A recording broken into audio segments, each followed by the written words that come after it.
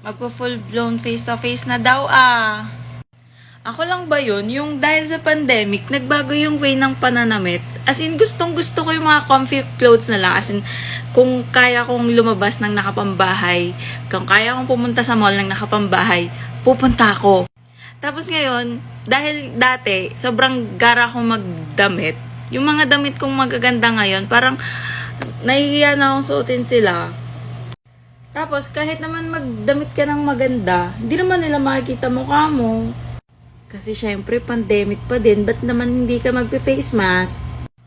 So, yung mga onting times na nagkakaroon ng mini face-to-face na activities, naging naging ugali ko na dapat nakapabango ko, dapat babango ko, as in sobrang bango, ganyan.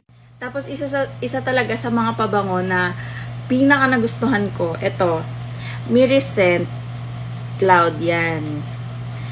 Ang nakalagay dyan, perfume siya. So, long-lasting ang amoy niya. As in, parang pagpunta ko, as in, naamoy nila ako. Tapos, pagbalik ko sa bahay, alam nila agad na ako yung dumating kasi ito yung pabango ko. Tapos, syempre, minsan, as in, buong araw kang pupunta, maglalakad-lakad, ganyan, pawis-pawis. So, as in, maliit lang siya, ganyan. Pero, ang dami niyang laman. Kita niyo ba? Ayan, dami niyang laman. Siya, 30 ml siya. So, kaganda, no? Kasya sa bag ko. So, laging siya, ito lang ang ginagamit ko talaga. So, kung gusto niyo mag-iwan ng impression, nako, face-to-face na. Hindi nagagana yung ganda lang kasi naka-face mask tayo. Dapat maaamoy nila tayo. So, ilalagay ko yung link sa baba. You could buy.